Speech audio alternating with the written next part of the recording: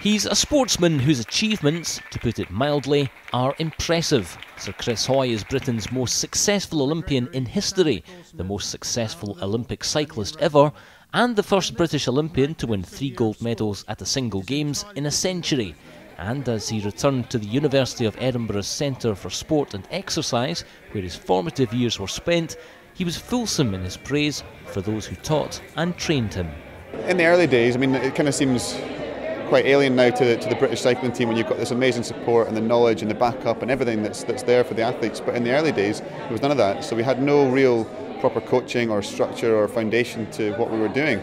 So for me, a big part of the reason why I came to Edinburgh to do sports science was to try and learn more about the physiology, about the biomechanics, about the whole underpinning, the theoretical underpinning of performance. And in doing that, I was basically coaching myself and learning myself. So not only was I working hard here to try and develop my physical abilities, I was actually learning about the principles of what I was doing it and how to do it to the best effect.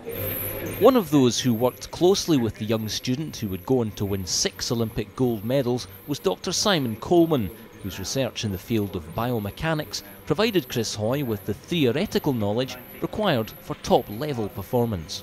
He was a very committed student. There were actually 3 cyclists in his year, Graham Hurd, himself and Neil Walker, and they were fantastic because they were so interested in their own performance that they would volunteer for absolutely anything in the lab. So you always knew that if you needed somebody to volunteer for a test or to work themselves to extreme or something like that, they would actually get up and volunteer. And they were also very interested about doing research which investigated cycling and their own performance in cycling as well. And Chris was a very, very dedicated student. He gained a 2-1 and he was well worth it. I mainly taught him biomechanics, which is the analysis of technique and understands how the muscles work, obviously linked to anatomy. But he would have also have learnt physiology and sports psychology, which is obviously very important for motivation. And he's well known as being an analytical sort of athlete whose motivation is that he wants to learn why all the time. Well, Simon was very passionate about his subject, biomechanics, and in particular there was force pedals, which were essentially a way of measuring the direction of force and the application of force during the cycling motion. So to have, I think he was quite pleased to have 3 cyclists come on to his class that year. Myself, Graham Hurd and Neil Walker, who were all part of the Scottish cycling team at that time. And I hope he enjoyed us being part of the class at that time, because he was able to sort of bounce ideas off us and we were able to benefit from his knowledge too. But it was just a great atmosphere. We had Tony Stanger at the time in the class as well, who famously scored the winning try against England in the Grand Slam in 1990, and we had skiers and footballers and rugby players and golfers and all sorts of different sportsmen in our class, and it was a great environment to learn in, but also a very fun class and sociable class too. Sir Chris Hoy was recently awarded the freedom of his home city, cheered on by thousands of well-wishers, and though he now lives and trains in Manchester, he believes the success achieved in recent years owes much to what he learned at the University of Edinburgh.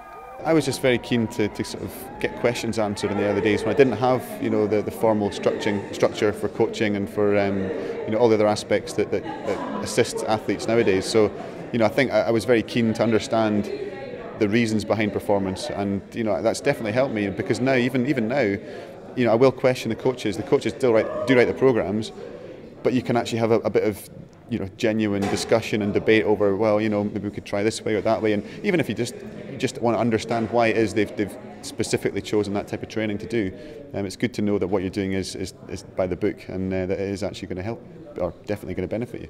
It's a privilege and an honour to be here, so thank you very much, and keep working hard, keep enjoying your sport, and hopefully see you all very soon. Thank you.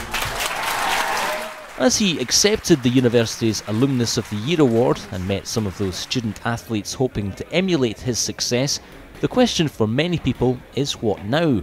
Will Sir Chris Hoy aim for glory once more when the Commonwealth Games return to Scotland in 2014? Well, I hope so. That would be the dream end to my career, to be able to compete in Scotland, home Commonwealth Games, in addition to the home Olympics in London. That would be the end, the dream end to my career. Whether I can do it or not, that's another question. It's down to whether I can stay injury free and whether I'm literally quick enough to stay in the team, because it's not easy, and you do have a lot of times where you're struggling with your form and you're getting injured, and that it's not guaranteed. So I'd love to be there. That would be the dream end to my career, yes. This production is brought to you by the University of Edinburgh.